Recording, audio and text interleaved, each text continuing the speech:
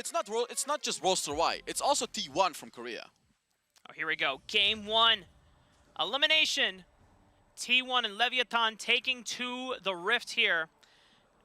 And for the early game, Hells, there's not much proactivity and agency from these two junglers in particular. Definitely. I don't think there's going to be that much happening, especially from the side of T1. You know, you're playing that Jax, you're going to be farming up a lot. And if you look at all of their champions, right, Corki is not that strong during the stage. Jong on that Camille, neither is he. BDG on the Morgana. These guys want to scale into the late game. But if you look at Leviatán, right, it's going to be a bit hard to be aggressive since you have that Orianna as well. It's not that strong of a late or early game champion.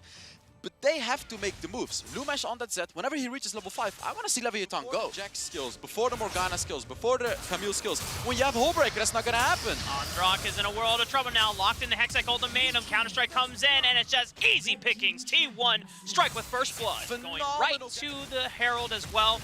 Great understanding from T1. They know what their conditions are. Get as much gold, snowball the Jax and the Camille. But in this fight, explosive cast from Penguin is separating the moments package there, tries to split up the rest of the fight, and he commits to the dragon, is able to secure it, but at the cost of Billy's. Just a simple backstep, and he's out of there. And that's the power of the Hullbreaker, right? Like, as Billy tries to take a fighter as well, you cannot kill a Hullbreaker, Corki. Oh, we've seen this story before. Hextech ultimatum is such a good tool. Oh, you need stasis, Leviatán. You need a stasis enchant, and Penguin goes in. Lumish has that mark available. T1, they might have overextended for this one. Penguin can't get in there. Shockwave right on time with the stasis timing as well. Leviatán answer back for the first T1 at the moment. Almost 12 minutes into the game, which means the third dragon will be coming online within the next 2 minutes. Jong. And it's all T1 who are focusing down the control in the upper side of the jungle. This Hextech ultimatum and a beautiful explosive cast leaves no response for Leviatán. It didn't. Nope. The Rift Herald gets one turret. Jong and Penguin looking for the flank here. Explosive cast already lands onto Billy, separated from the rest of the members of Leviatán, trapped in that Hextech ultimatum, and Lumish trying to respond with the death mark, doesn't get any damage. Shockwave clips onto one, gets a flash out of BDG, but the rest of Leviatán, they are just forced to respond to JY, who is smacking the tower. Oh my god, he just takes the inhibitor turret as well. Solo in a 1v4 as well, he doesn't care. Wow, I was just gonna say that Leviatán could potentially still win this game, as they were dealing a lot of damage during those team fights. Will start just to force Leviatán to come out of the safety of their base. And JY picked up a Guardian Angels up, but they just go in immediately. Hextech ultimatum onto Billy, using the Haymaker shield, it's all for naught. Explosive cast pushes back members of Leviatán back into the quadrants of the jungle. The rest of Leviatán trying to regroup, trying to collapse onto T1, but the strength in numbers is with the Korean squad. They're the powerhouses in this match. Kite was not even there, Rafa. What an absolutely tragic fight for Leviatán that was, because, again, T1 doesn't give them the chance to do what they want. They don't give them the chance, and it's T1 taking the very first game in the series right now. They just destroyed the #1 seed from the WR from Latin America, and this team is looking like a banger right now. Yeah, this such a clean showing from T1, easily taking out Leviatán in a quick and quite stylish because this was such an important tool for JY for his success in the game. The other thing too for T1 is the fact that they can leverage this Riven and snowball it as much as they did. Oh, I like this. I like this. T1 is waiting. They're waiting for Kite. They're gonna catch him with a hook. Oh, does Kite see it coming? It seems like he sees it coming. I love that. He knows something's up. He knows. He knows. Amazing. The spider senses were tingling on that one. That Kite's like, something's not right. Something is off, right? I'm up against a Thresh. I should not face check that push. And it's a Darius mid lane, by the way, which I find very interesting to see against that Sage. Yeah, that's single time, not giving a single chance to Leviatán to make a comeback. And although it's not going as fast right now, it kind of feels like the same.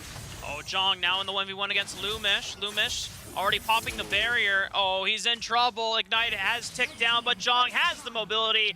First blood once again goes over to T1. Other teams will have to answer if T1 are able to carry out this momentum.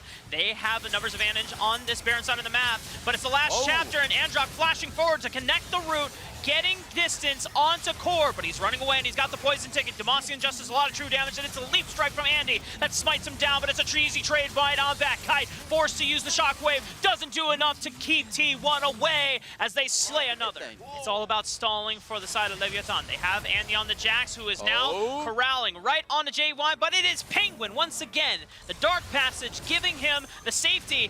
They're looking for a way back in. Flay already expended. Destin is not available until right now. Pulls Andy right in, flashing away for the Counter-Strike stun. Devasi just doesn't even get a chance to go off. Lumish with the dunk does not get it through.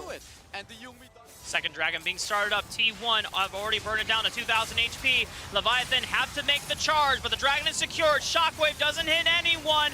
No CC available for Leviathan to be able to follow up on. And it's T1 all day on the Rift. Fearless, fierce, and clinical is T1 for the Prime Gaming Ace. It is at the point where Leviathan, they're getting smacked by thicker wallets. Shockwave is huge, but can you make up the difference in the follow-up? And it doesn't seem like that's the case. T1 undeterred by any responses from the #1 team from the WOL. Another inhibitor will fall. Outer turret is down. It raised so many concerns about is Korea going to deliver? Are they truly a top 3 team? Is Brazil going to overtake them? But T1 with a performance like this erases concerns. This silences doubters in the way that they dominate and clinically take out Leviatán. If you don't go in, T1 takes that Baron and secures the game. So you can see Leviatán is looking for some desperate plays. The box slows them down. The last chapter is not enough.